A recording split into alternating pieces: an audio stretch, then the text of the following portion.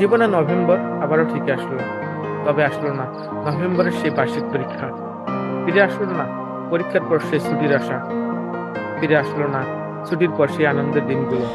আর কখনো ফিরে আসবে না জীবনের সেই শ্রেষ্ঠ দিনগুলো, যে দিনগুলোর জন্য আমরা দিনের পর দিন, মাসের পর মাস অপেক্ষা করতাম, যে কবে আমাদের পরীক্ষা শেষ হবে, কবে আমরা ছুটির কয়েকটি দিন পাবো, কবে আমাদের সেই ছুটির দিনগুলো আমাদের জীবনে আসবে, যে দিনগুলোতে আমাদেরকে পড়তে বসতে হবে না, যে দিনগুলোতে আমাদেরকে পড়াশোনা করতে হবে না, দিনগুলোতে আমাদেরকে আমাদের বাবা মা পড়তে বসতে বলবে না, যে দিনগুলোতে আমরা খেলাধুলা, আড্ডা, বন্ধুদের সাথে আড্ডা করে কাটিয়ে দিতে পারবো, যে দিনগুলোতে আমরা আরামে ঘুম করতে পারবো, সেই দিনগুলো আজ জীবন থেকে হারিয়ে গেছে।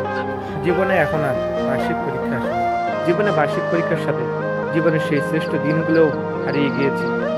আমরা সেই দিনগুলোকে অনেক মিস করি, যে দিনগুলোর জন্য আমরা মাসের পর মাস অপেক্ষা করতাম।